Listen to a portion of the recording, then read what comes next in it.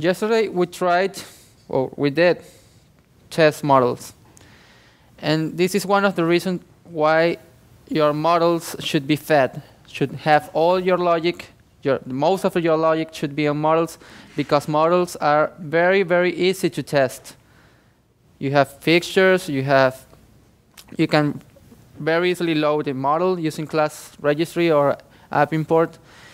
There aren't many things to construct inside a model that needs testing. The case is very different for controllers. We need to construct it, construct components, call the callbacks for initialization. It is a lot of work. So testing controllers is a bit more complicated now in CakePHP than doing it for models. That's why a good reason for having fed models is testing too. Not only maintainability, but testability, if that is a word. Okay, so we have to test our events controller. After doing a bake, usually the test file is already created. Just go to test cases, controllers, and you should see a events controller test.php. And here are the functions we should have test before. Okay? Fine.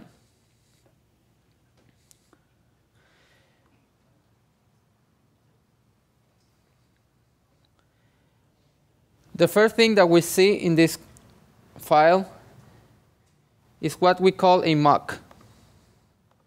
This is a manual mock. There are ways of doing automatic mocks. This is the way of doing by hand. A mock is a class or an object that mocks, that imitates another object.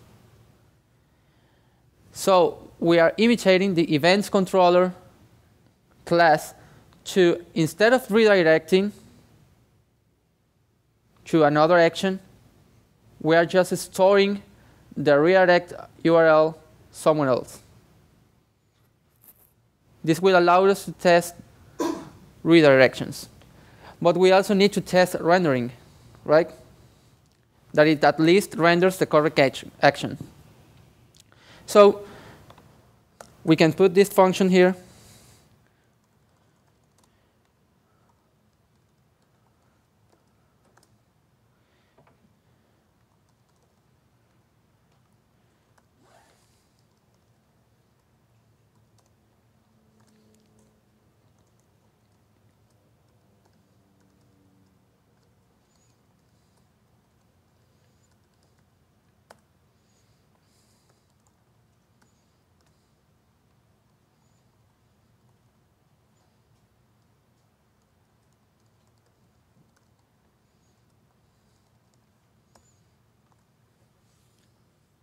So now we have somehow, some way to test if it rendered the correct view, if we call render by hand.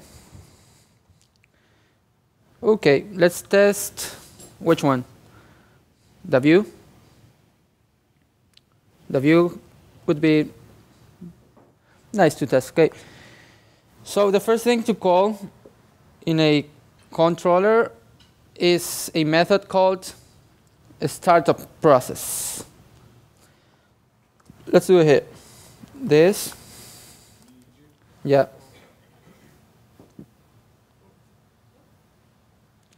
Here.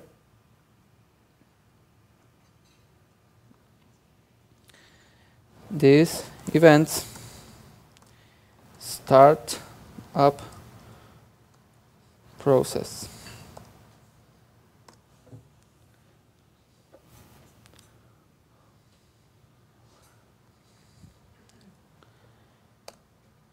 Okay.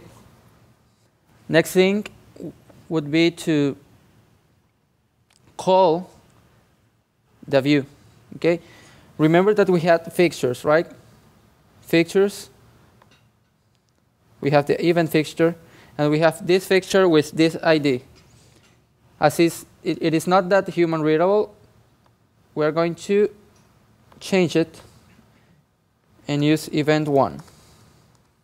Okay? So our test would be a lot easier to read. Here, again, we should call the events function.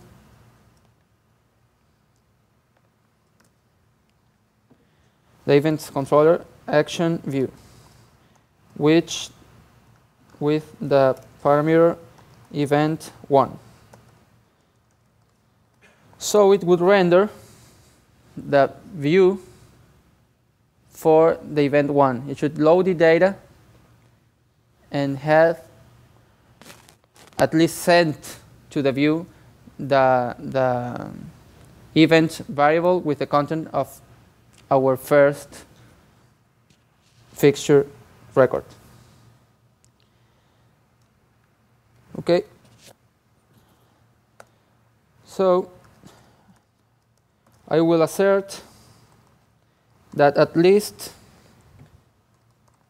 it's true that it's not empty, or assert false, the same thing, that these events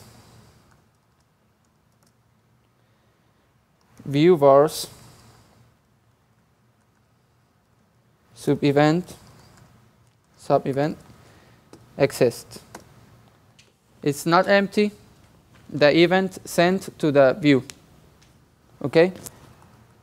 Let's go to our browser. Go to our application, test.php.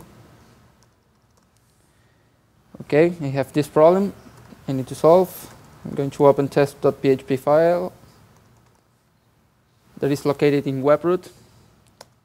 If you have the same problem, you should change this variable to read to your current CakePHP installation.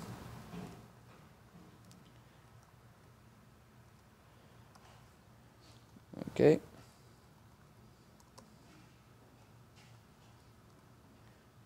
Fine. We open the test cases. We have events controller and users controller. Click on events. We have this little problem here. We need to mock, again, the controller and fake the dispatching process and tell the controller you're on the view action. This is done very easily. Go to your test. And here in events, call action equals view.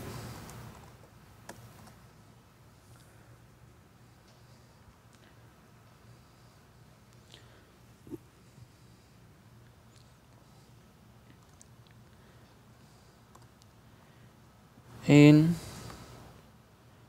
auth. This event action view. Okay. I'm going to comment this for a moment. Good. It said undefined index action, right? Yeah. We need to not only set this action here. Well, it's actually not action. It's params action. We go here, and it should work. Okay. So we have one test passing. We test that the view action correctly at least sends the event variable to the view. But it should send the correct event to the view, corresponding to our first fixture record, that it's this one. So let's check that it's the same. So we have our fixture here would be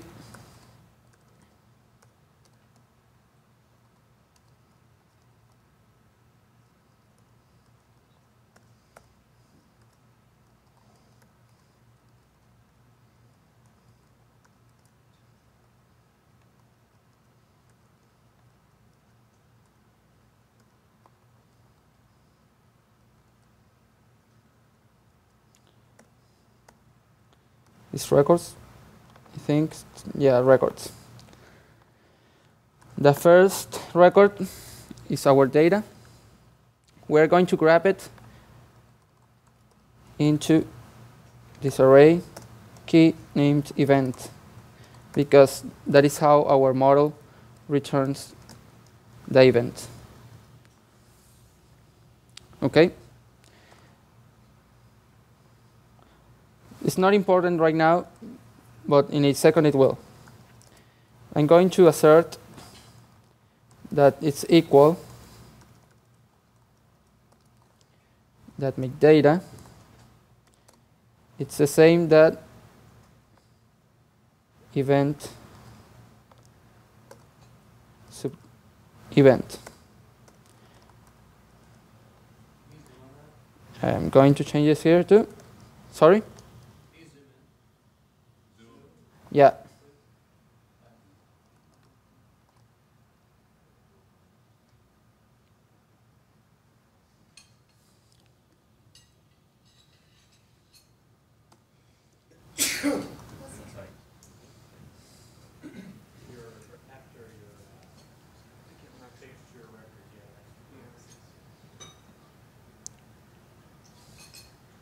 What?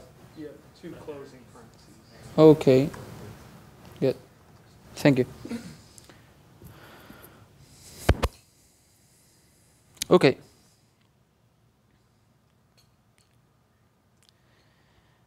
Go to your browser and test if it works. Yes, it works.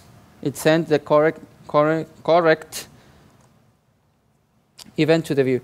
But as you may think, not only the event, but it also sends the associated user. So I can get the fixture for users to change a little bit our fixture here, change user ID, and put user 1. As you may remember, user 1 is the first one here. Okay? So it should associate these 2 records. Good. We change this here to read user fixture. We add to our data. Our data.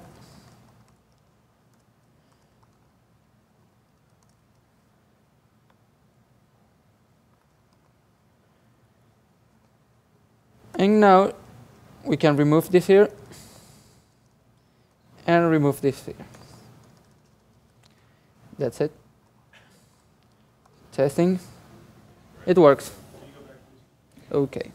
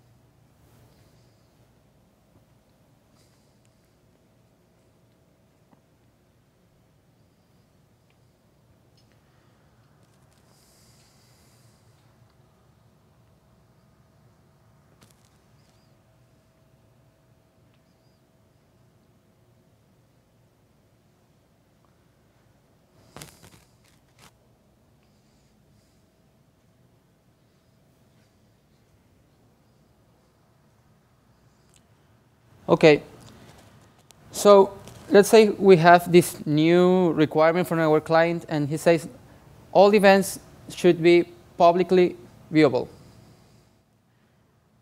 We need to tell the auth component that it should not require a login to view the events. Let's open our events controller. And if we have not yet implemented the setup auth function, let's do it here.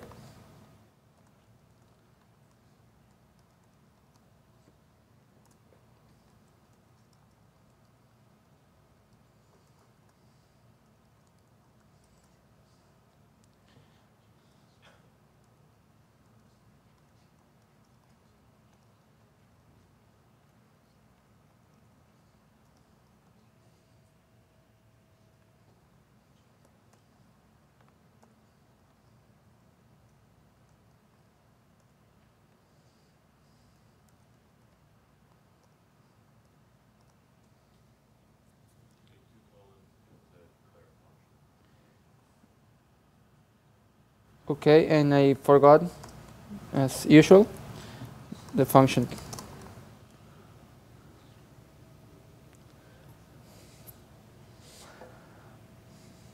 Okay, so now index is a publicly viewable action.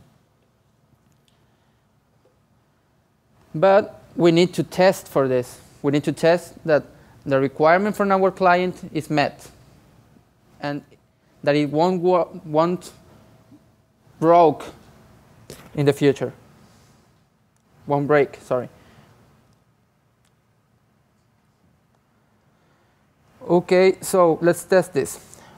For this purpose, we need to do what's called an automatic mock. I'm going to mock the auth component in the controller events. So for creating new mocks, you need to call first here on first line before a class declaration the function mock generate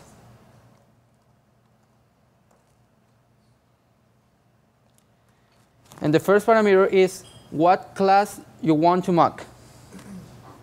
I want to mock auth controller, auth component. The second parameter could be the name of the class that you are mocking. For example, test auth component. By default, it generates mock auth component. I'm going to use this mock here.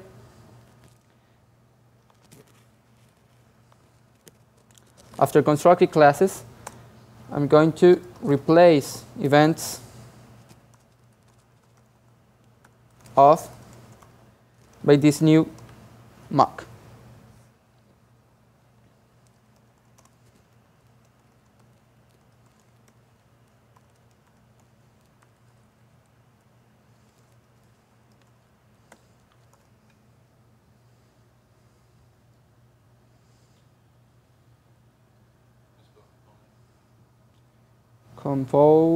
Component.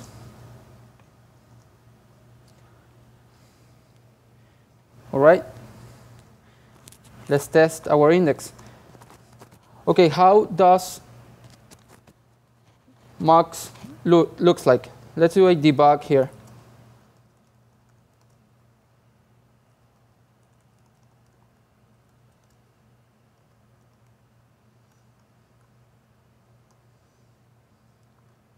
Okay, I apparently need to give it a name here.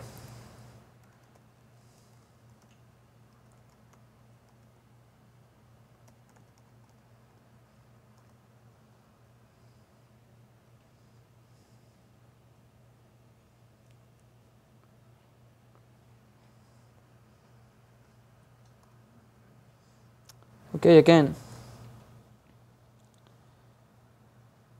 Auth component. Okay, I need to import this.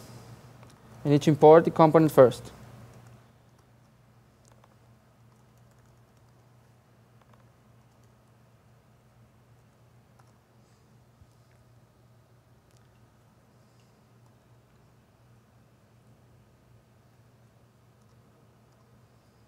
Okay, we're having trouble. Let's look for the simple test documentation on mocking objects. Okay. Let's go to Google and look for simple test mock objects.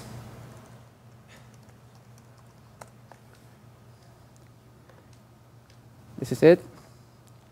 We can find mock, the word mock, here. And it says it's mock generate database connection.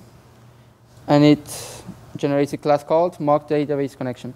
So I'm either doing something wrong here or not importing correctly the auth component. Can you spot the error? Is it just component auth, not auth component? No, the class is named auth component. Oh, but you're right here. Right. Okay. Okay.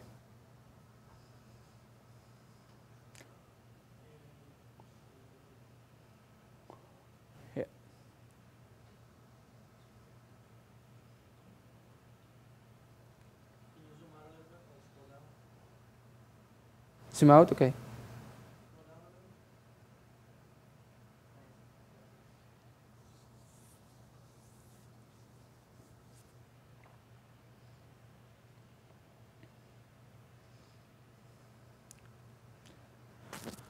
All right. Let's go to the browser.